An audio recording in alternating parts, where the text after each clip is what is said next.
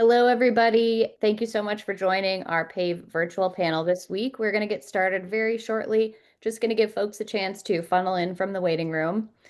Just as a reminder before we get started, you will be able to find the full recording of this panel as well as all of our previous virtual panels on our YouTube channel. So just search PAVE Campaign or visit pavecampaign.org to find those. And I want to welcome everybody to PAVE's 133rd virtual panel. Today we're going to be talking about AVs and winter weather. As many of us know, winter is just around the corner.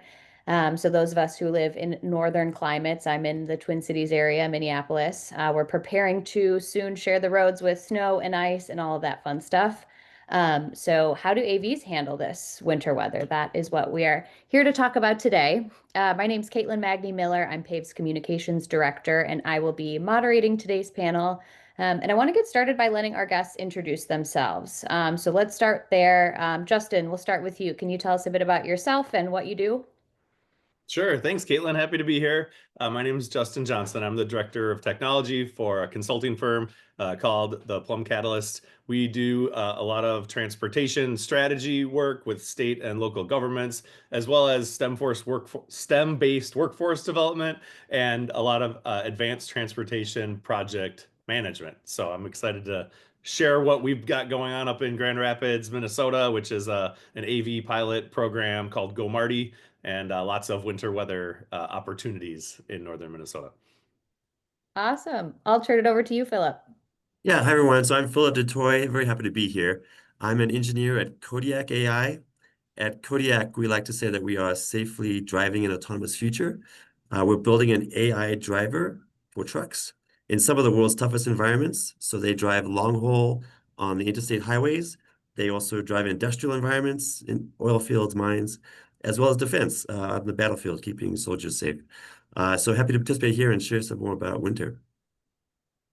Awesome. All right, Tim. Hey, I'm Tim Seitz. I'm a research scientist at the Transportation Research Center. TRC is located in Central Ohio as well as California and Minnesota. So we have a couple of different proving grounds for just diverse testing vehicles need.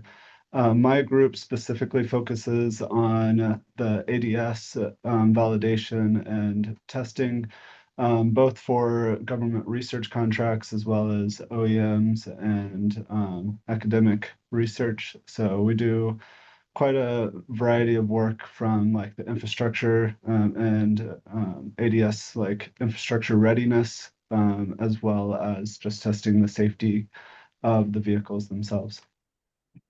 Great. Thanks, Tim. So as you can see, we have a very experienced lineup here, and I'm going to stay with you, Tim, here as we kind of dive in. TRC is obviously a leader in automotive testing.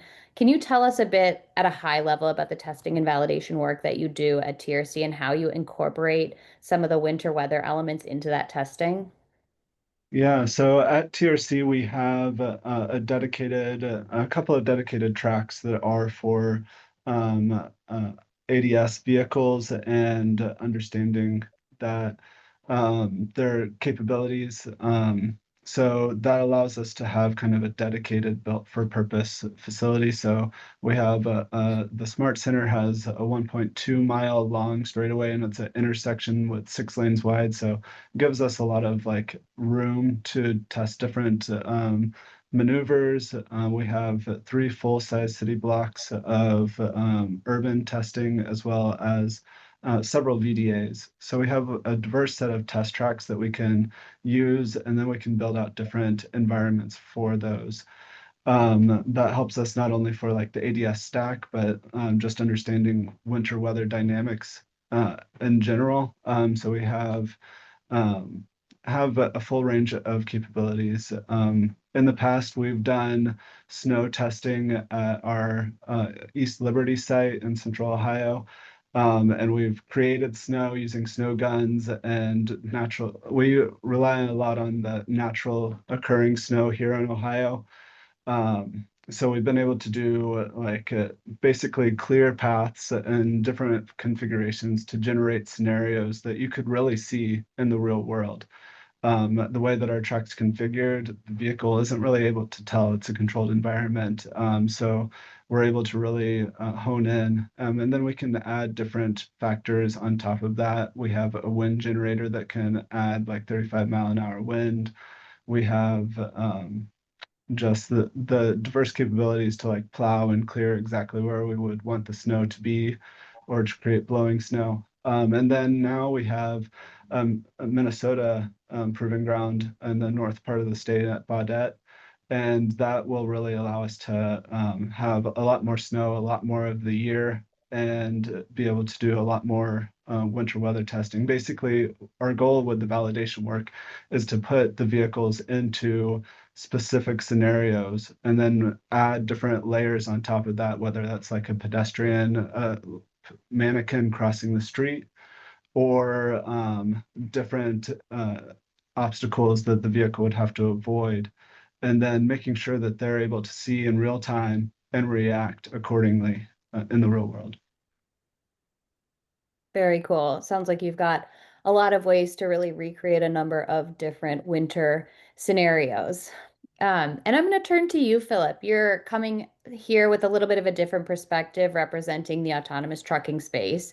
Can you tell us a bit about the work that you're doing to test and validate your systems? And I'm also wondering how you approach the challenge of maintaining like reliable perception and localization in some of these lower visibility conditions. Yeah, sure. So reliable AV autonomy in winter conditions. There's maybe three aspects that I could share. First is we have trucks in what we call the Permian Basin. See that middle truck right there, that beige colored truck. So this is an area the size of Kansas in the oil field. It's crisscrossed by dirt roads, unimproved roads. These are roads with potholes and ditches that you have to navigate carefully and look at. The environment also is very dusty, windy, rain, even some hail and some ice and snow sometimes. So my point is that it's a austere environment, and we build our system to handle that rigorous environment, and that generalizes very well. So the first thing we noticed when we went to snow was we could handle snow very well because we had been through the trenches out there in the oil fields. Here's the second aspect. So if you look here at this video at the top, that's actually the only true video in the slide. We collected some data driving through a forest, and then using generative AI, before we've even gone to the winter snowfields, we can generate the pictures on the left and the right, which is fall time and winter time. And so those bottom two are fakes, as you would say, but actually we know every single thing about that video. There's another example on the next slide. Where here we know where every single tree is. As you know, AI needs a lot of data, and we haven't collected that much winter data. So what are we supposed to do? Well, we take our summer data that we have plenty of, and we just use generative AI to generate the winter data. And the cool thing is that when we ask our computer, can you tell the difference between this winter data and real winter data? It looks the same. Like the features that it's looking at are identical. So that's pretty cool. So that's the second aspect, is actually before we even go there, generate the data. Then here's the third aspect, which is actually go drive in the snow. And so here's like, this is the first day of winter driving for Kodiak. We went to Michigan. It just snowed 2 feet, and the truck just goes. And it's part of that is being robust, generalized, and having had a peek at what snow looks like before we even got there. Obviously, we do learn some things as we're going here through the snow. Maybe on the next slide here, you'll see we're driving an F-150 here through the snow. This is, I think, literally 2 feet of snow had fallen the night before. So this truck is driving itself in snow for the first time and having a ball. Honestly, it's loving it. And I mean, I'll give you some insights. One thing that we did find that was tough was after 2 feet of snow has fallen, it's beautifully smooth and just beautifully flat. And the truck says the only time I've ever seen that was like a parking lot or an asphalt highway. And it thinks everything must be drivable, but it had to learn pretty quickly, okay, you could actually fall through the snow. So, but here it is, it's driving itself through the forest. And now that we have the real data, of course, we can add that to the AI, and it just gets smarter and smarter and smarter. So yeah, so that's what it's like to test. It's actually a lot of fun too, I'll say. But that's kind of how we think about it, how we approach it, and how we want to build the system safely. Very cool. And really interesting use of generative AI to create those scenarios. in the snow and in, different conditions. That's something that we're going to talk about a little bit later on here. Justin, I'm going to turn to you now. You have played a big role in the Go Marty deployment. And for those who aren't familiar with it, it's an on-demand microtransit service that uses May mobility vehicles, and that's in northern Minnesota. Given its location, can you talk a bit about the realities of operating an autonomous shuttle in the winter? Yeah, absolutely. I think, one of the things that that we like to always talk about is, winter driving is hard, right? For people like us and for computers as well. And so the biggest thing that we can do is get data and analyze the data and learn from the data. And that's been a really big aspect of the work that we've been doing. So Minnesota, you might know, has requirements or really is almost silent, but the general understanding is you must have a driver in the driver's seat at all times in Minnesota currently. And so all of our testing is done with a safety driver behind the wheel. But predominantly, we can operate year-round up in northern Minnesota without engaging the steering wheel. And we've learned a lot over the last 3 years of operating. So some of the things that that have been challenges that are things like ice chunks or snow piles that are not quite so uniform. Things like the curb encroaching from the sides as snow piles up tends to cause some extra caution from the vehicles as they're trying to assess, what's changed about their scenario. And I think one of the things that we have really adopted and embraced is the idea of having sort of a training set for the winter and a training set for the summer, or some tune parameterization, so that the vehicle knows that it's operating in a wintry environment or a non-wintry environment. And that's really allowed the kind of the system to grow and adapt into each of those scenarios rather than having like a single overarching solution. And again, our goal is safety first, absolutely. And the beauty of most of what we're doing is actually all of what we're doing is with passengers getting access to transportation in the community, right? Because we have really a kind of a project that's focused on both advancing winter weather driving and autonomous technology, as well as providing the understanding for an AV transportation service, like a public transportation service. And so working towards both of those ends sometimes allows us, it allows us to give people rides, but also allows us to advance the tech. And we have to be very mindful of safety when we do this in both situations. And so I think another really interesting thing for us is, besides the winter, or in addition to the winter, is the fact that it's a rural community, and that what comes with that is other challenges. And we talk about snow removal and driving through the large amounts of snow and all of that. Partnership is a big key, and making these things possible, and understanding what it requires to operate a transportation service like this in a rural community. So I think we'll talk a little bit more about that later. But so we've expanded the operational domain quite a bit over the first 3 years. So Go Marty's in year 4 of a 6-year plan right now. And so far we've given 30,000 rides, or about 35,000 now, and driven about 250,000 miles. A large portion, or at least 5/12 of that is in the snow. So that's pretty good when it consider the amount of data that we've collected. And I think as we continue to advance, we've been adding to the operational domain. So roundabouts, we've been working on driving in parking lots, and other kind of scenarios that are a little bit have a little bit more corner case kind of involvement than operating on the road. And one of the big changes that we made actually was we had prioritized sort of side street travel to make it so there'd be less competition on the roadway, and keep the vehicle in kind of less densely trafficked areas. But what we realize is that's almost in direct conflict with the way that they prioritize plowing in the city. And so we would operate on unplowed roads, which is a lot more of a challenge than once we started transitioning to moving on to some of the more major roads, that some of those problems started to go away. So I think it's both like lessons learned and technology improvements, as well as just understanding really what it takes to operate in the winter, and what things we can do to help improve the outcomes, and to really, learn where to draw the line on the operational domain. Yeah, absolutely. You bring up some good points too. It's not just, about getting a vehicle to drive down the road when it can't see the lane lines. There are a whole host of other factors at play there.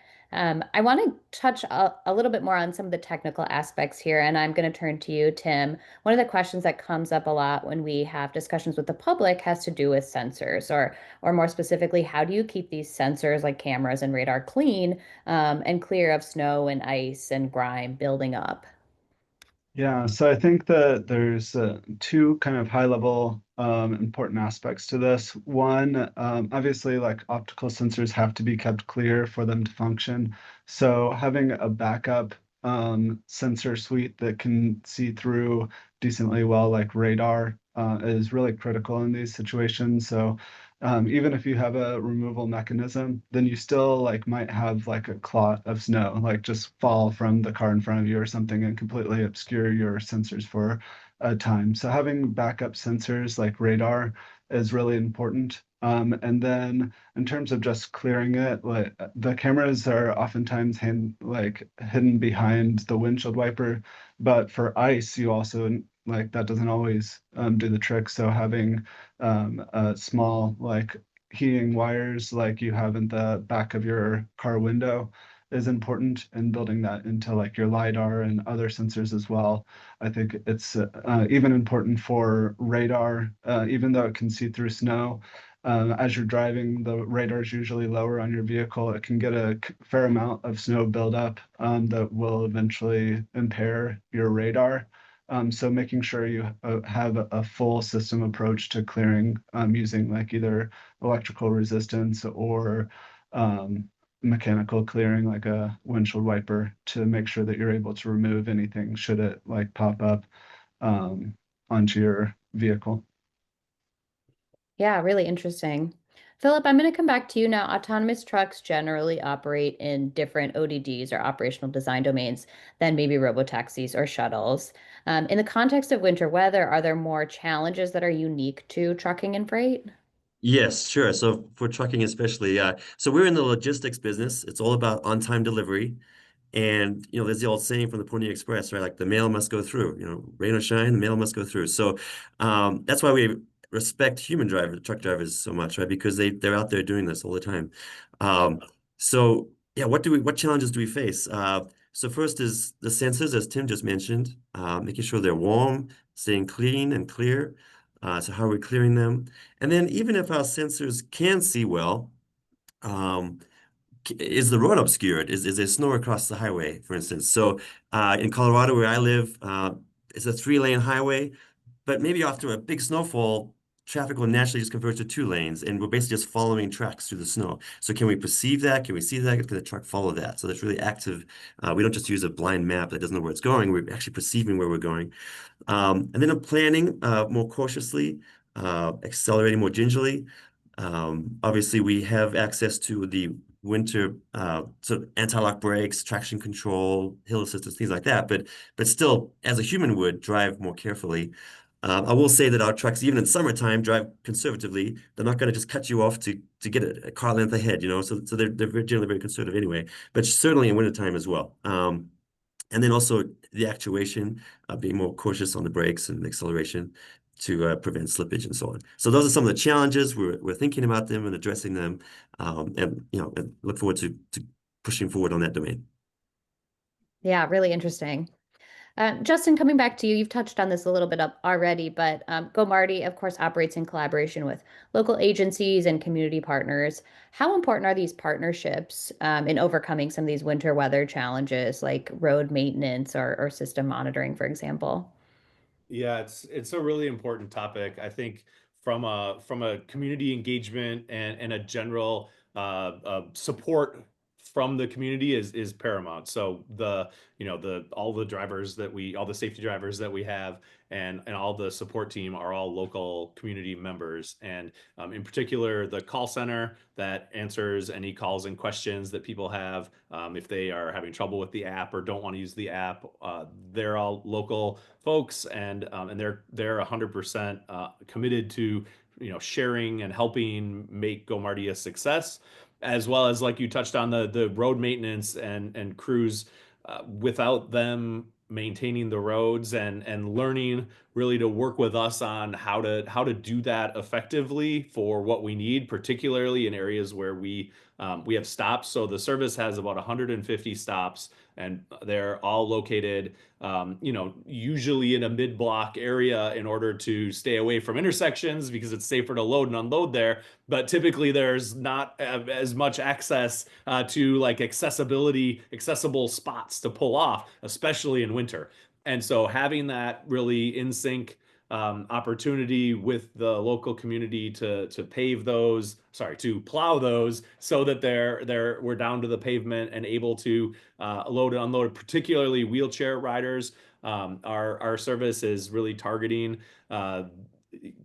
providing transportation access to the community. And with that, a big portion is people who can't drive or aren't able to drive or have a mobility device. And so being able to provide them with a safe way to load and unload is something that requires really help and support from everyone in the community. And so that's been a really big critical aspect, as well as understanding where are important places for us to serve, where do people want to go, and how can they get there, has been really the guiding light for us as to where to expand the service, how to tie in new parts of the community, what neighboring communities we should tie in, and all of that has a lot of winter weather implications. We accidentally, well, not accidentally, we scouted our stops in the summer, not really thinking too much about this initially, and a couple of our stops they just were not getting plowed, and we couldn't figure out why. And we were talking to the city, and they're like, well, that's the snowmobile route, so we're not going to plow that.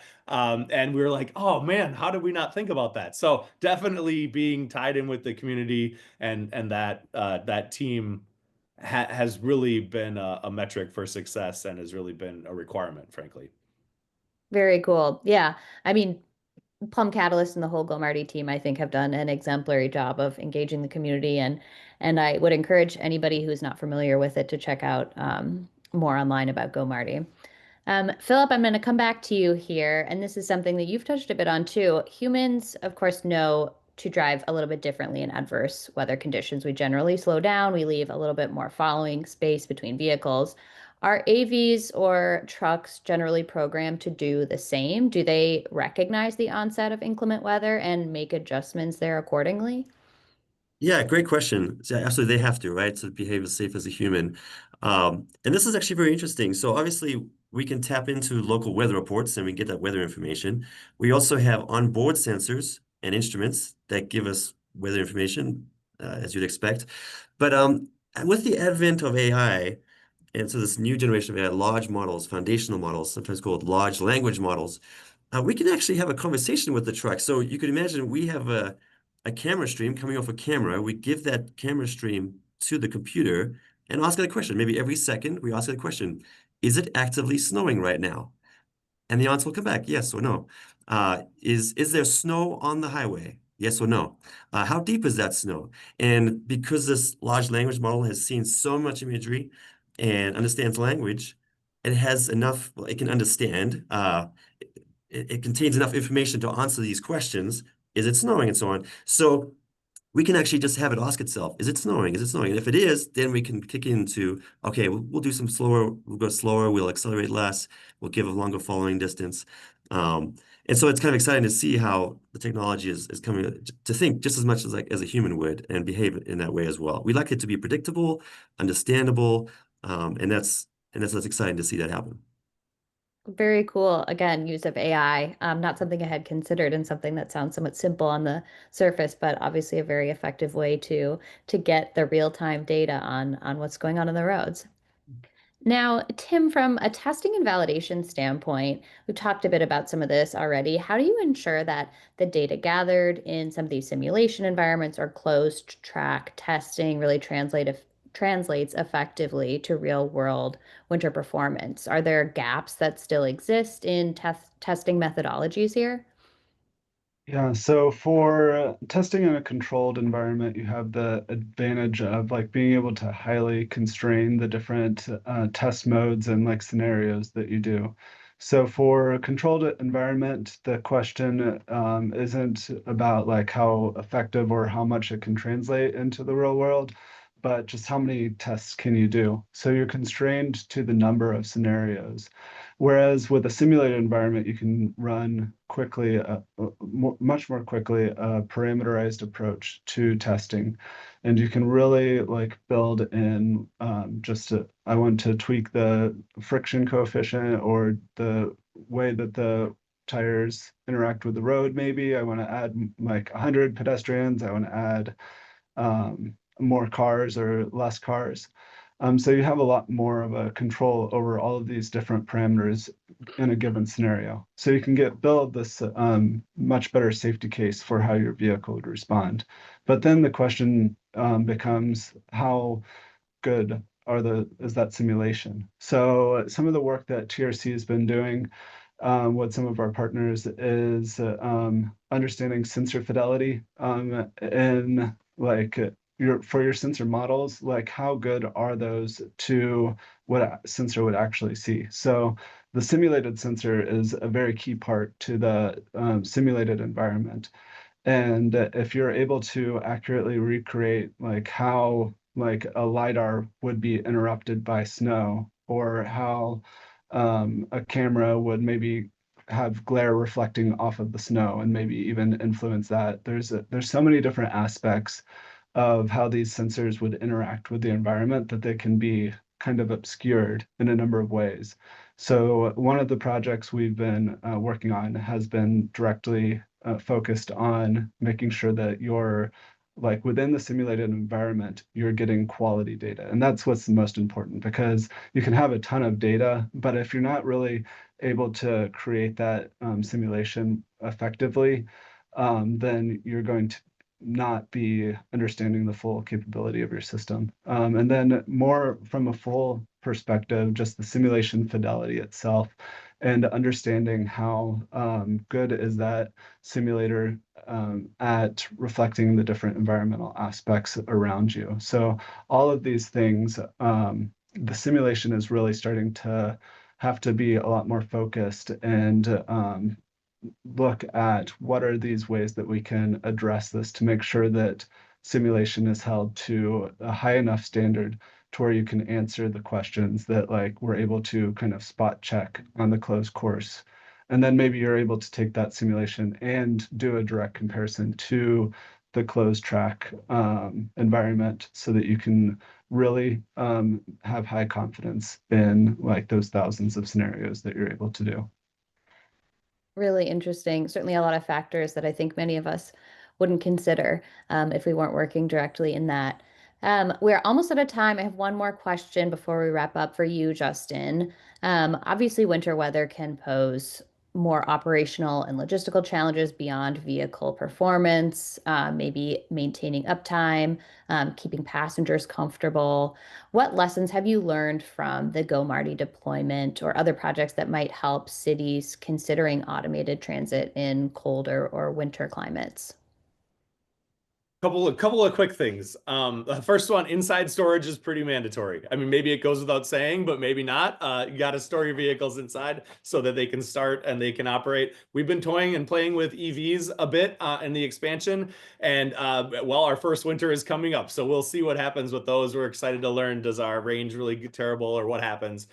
So we'll have to come back to that one. The other things I think that are super important, maintenance is a challenge, whether it's an AV with sensors, whether it's an EV with some of the battery tech or accessibility features on the vehicles, like getting rural access to that with the is a challenge. And so we're working hard at workforce development, that aspect of the project, to bring some of that expertise to the area to help support it long term. But that's definitely a gap that needs addressing. And then I think the last thing is maintenance. Well, the amount of time it takes to like load and unload a wheelchair passenger in the cold and the winter is something that we all need to improve on. It's like it's hard. You want to make it safe. The ramp can be slippery. The person who's got to go out and help clip everything in and run the system, like you have to take your gloves off for a lot of it. So it's a challenge, and it's not the most fun. And that's definitely another technology need that I think we have, is just how do we make that process more automated, especially if we want to switch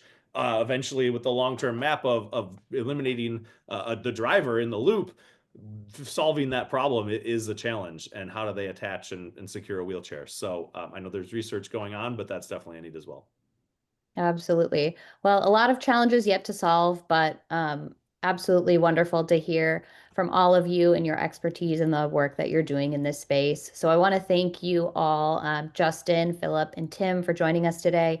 And thanks also to those who are able to join us as attendees. Hope you learned something. As a reminder, we will be posting the full recording to our YouTube channel later today.